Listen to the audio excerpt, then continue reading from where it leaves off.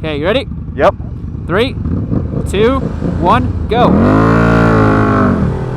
Woo, All right, guys, we often say that the Indian Scout is a muscle bike or something like that, but today we are comparing it to a thoroughbred muscle bike, the king muscle bike over here, the Ducati Diavel. This is a 2013 example that we rented off of Twisted Road. Hit the link down below and check out how you can rent a motorcycle. And you guys already know this is our giveaway Scout. You know what's going on with this thing. It is an absolute gem of a motorcycle, but today we wanted to compare it against something that's got some real manpower on it. So let's get into it.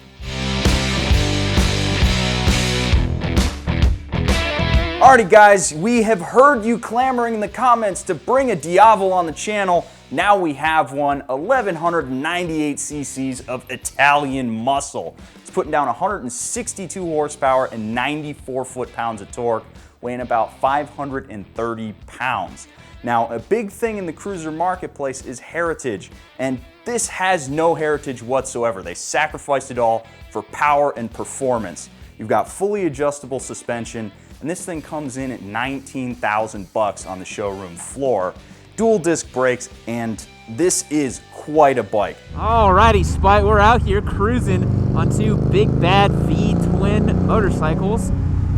I gotta say, the Diavel, on very first impressions on riding it, I mean, this thing's a naked bike. It's cosplaying as a cruiser, but this is a naked bike. Come on. Oh, totally. Yeah, it rides, it feels, it behaves like a naked bike. So much so that after riding it around for a little bit, I feel like it more closely compares with the Gixxis 1000 than a cruiser. I could totally see that. You know, I think the biggest difference is that this has these mid-mounted controls. It has this sport bike front suspension on it. I mean, I genuinely don't feel like I'm on a cruiser at all on this thing. But the seat scoop holds you like you're on a cruiser. You know, you're like sunk into the seat, which you absolutely need on a bike with that much torque.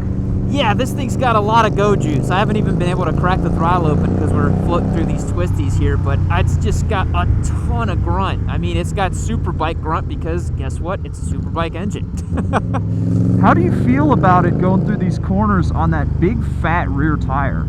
I mean, it just feels really effortless. I feel like I have infinite grip, even in the wet here. I really like this. I mean, probably because it feels as planted and as sure of itself as a sport bike does, which the Scout doesn't, man. Like, this has none of that kind of wallowy, you know, heritage model handling about it like the Scout does. Yeah, this thing feels a little bit more like you're guiding a boat through a corner. It's a little bit more ponderous, it's slower to dip in, and I don't know, it just doesn't have the, it's not snappy. Nothing about this motorcycle feels snappy like the Diavel does. Yeah, and that doesn't mean it's bad. It's just like, it's such a different riding experience, and the motor snaps in much more of like a classic kind of way, you know? Whereas, man, this thing will just light up the rear tire like a 170 odd horsepower bike would, you know? It's ridiculous. And that's like, I can barely get into it, and it's just, God, this thing's fast. It's awesome.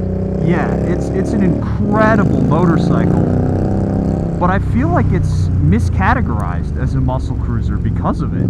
Oh, you know? Totally, man. This, I mean, I rode the Rocket 3, and that's like my pinnacle muscle cruiser.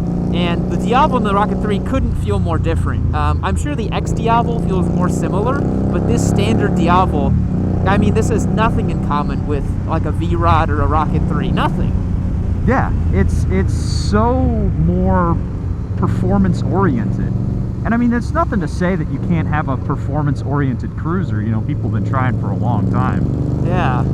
But, I don't know, it doesn't feel like a cruiser at all when you ride it through the twisties. No, but you know, if you want a bike that has a bit of a cruiser attitude about it, but you don't want to compromise anything at all, I mean, the Diavel's a great choice. Absolutely. I just can't believe this thing's sporting a 240 at the rear, man. That is such a wide tire. It's like a car tire, you know? Yep. Imagine putting a dark side tire on that bike. Oh, man.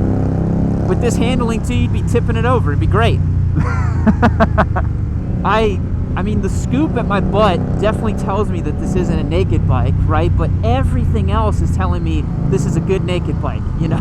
Like, it's so strange. And it's the thing I noticed the most about the Diavel was how much stuff is in front of you. Like, it's so long coming right from your hips. There's so much in front of you. I'm a pretty normal-sized human being, maybe a little above average at 5'11"-ish, and my arms are basically completely stretched forward. Like, I have no bend in my arms at all. Yeah, it's quite a reach, and this thing, you're sitting here like you're sitting in an armchair. Yeah. Just so happens that the armchair has 100 horsepower, but, you know, it's an armchair nonetheless. I think the difference can be summed up as the Scout is like, it's like a hopped up old school cruiser, you know? And the Diavel is like a proper modern sport bike that kind of resembles a cruiser. Yeah, I think that's what I would classify it as. They could not be more different riding experiences. Yeah, this is like slapping a modern LS2 engine into an old Corvette body. Exactly, yeah. It really is reminiscent of those kind of wallowy old school muscle cars with like a ridiculously hopped up engine. And then you ask the guy that made it, you're like, oh, you didn't get around to the suspension and the handling, did you? And he's like, nope. I ran out of money. Yeah. Just like those Busa boys trying to buy their turbos. Damn, the tires on this bike suck. Yeah, I saw you blow through that stop sign and just... I almost lost the rear end coming into that stop sign. Woo-wee!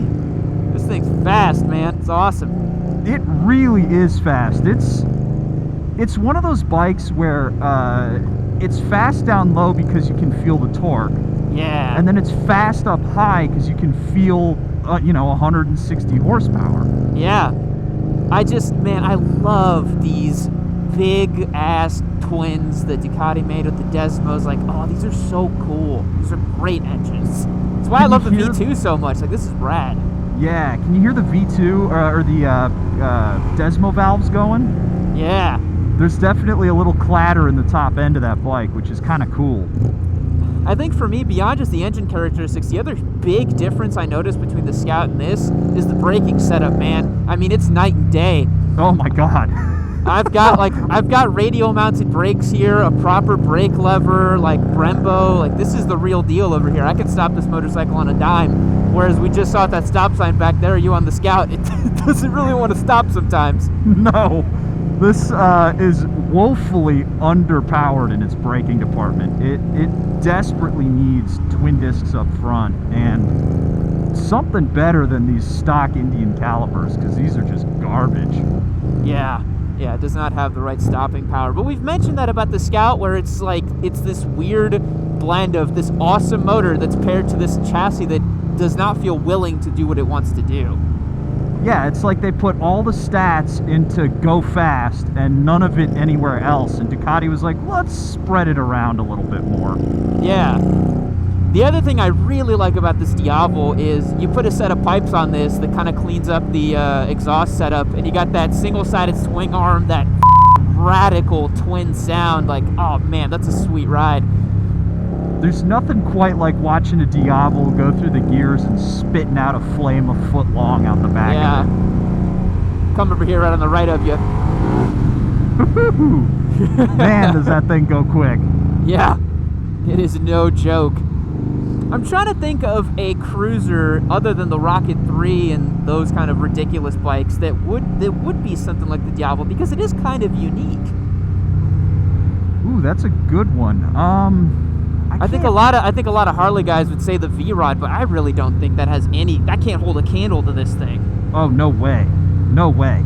The old V-Rod, yeah, it's got upside down suspension. Yeah, it's got Brembos, and yeah, it's got a Porsche engine in it. But it doesn't go like this. No, I've ridden a V-Rod. It does not go like the Diavel. Yeah. Maybe Yamaha's VMAX, but even then, that's I think the handling on that bike's compromised. Mm-hmm. Yeah, it doesn't handle like the Diavel does. The Diavel is special because it's coming from a super bike. You know, it's coming from top spec leader bike, whereas the Scout is like, okay, we built a cruiser and we want you to cruise with it. Yeah. I mean, mid-corner, this thing is just so stable. I love how it feels just planted on the side because I've got so much mechanical grip at the rear. I've got a 240 section tire. It feels like it will never step out on me, you know? Yeah, I always feel like I need to put a little bit more body English into that bike, though, because of the rear tire. I mean, it's ridiculous how much you can hustle this bike. Like, if we weren't, you know, limited by speed limits and this, like, general road conditions, I mean, I think I could rip this thing really hard around a track. It's definitely willing. And it's got all the technology, too. I mean, at least 2013's all the technology. 2013's version of traction control, which has improved dramatically. I think the brand new ones are sporting a newer tech pack over this one, but otherwise I think they've kept them pretty much the same, if I remember correctly. I think they've got the new 1260 engine in them, though, right? Mm-hmm. I think it's only a matter of time until they put a V4 into this thing.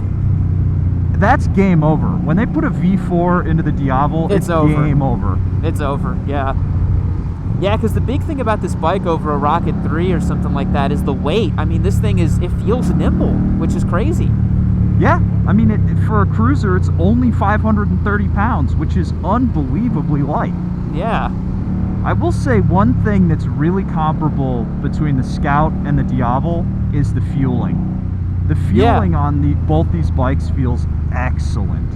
I will definitely agree. The Scout does an amazing job. Even being ride-by-wire, it feels awesome. Let's see what the Diavel's got. Come on, give me a little bit. Come on. Interesting. Okay. You know what this bike reminds me of? Imagine, like, a former bodybuilder who's, like, put on some pounds, but he's still strong as you know? He's got, like, the dad bod, but he can go out and, like, bench, like, 350 pounds or something, no problem. This is exactly what this bike reminds me of. It reminds me of, like, an out-of-shape former athlete. That's a pretty good analogy for it. I mean, you can definitely sense the Panigale in there somewhere. Yeah. I like that you know two guys with Diavels. One of them's the take it to the dealer type of Ducatista, and the other one just wrenches on it himself. Yeah. Yeah, I feel like there's two types of Ducatistas. There's the ones like me that just dump it off at the dealership and they're like, you fix it. And then there's the other type that's like, no, I'm going to buy the special tools and attempt this myself. It's not that bad, guys. Don't worry about it. Man alive. If this bike could stop wandering through a corner and feeling the rear tire wiggle, that'd be great. Wouldn't that be nice, huh? God damn. Keep the rear wheel on the ground.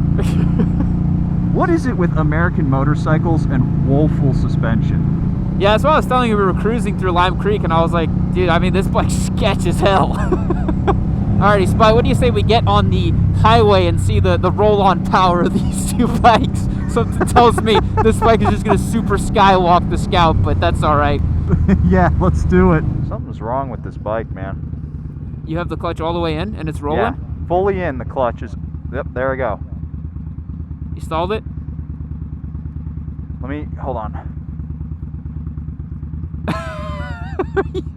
Okay, you ready? Yep. 3, 2, 1, go. Woo,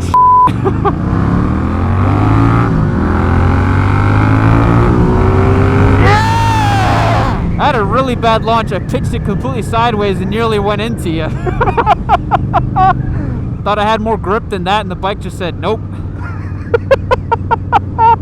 Oh man, when you get this thing and just start running it through the gears at full throttle, it is just so happy. Yeah. I mean, that thing just loves to rev out. And again, I mean, that's down to the fact that this bike's 160 horsepower is usable, you know? Yeah. It's not 200. That's too much. And it's a little heavier and the tire's a little wider. It's got a ton of grip. Yeah, I can't say the same. It's like no matter what I do, I have no grip on this bike. That is really rough. We're gonna have to address the tires on that thing because that's just sketchy. Yeah, well, it's the muscle cruiser life, you know? It's just, you never have grip. Yep, it's just all about spinning and roasting rear tires. All right, what do you want to do? Fourth gear? Yeah, fourth gear. Fourth gear, 50 miles per hour. Sounds good to me. All right. Do it on the third beat. You ready? Yep.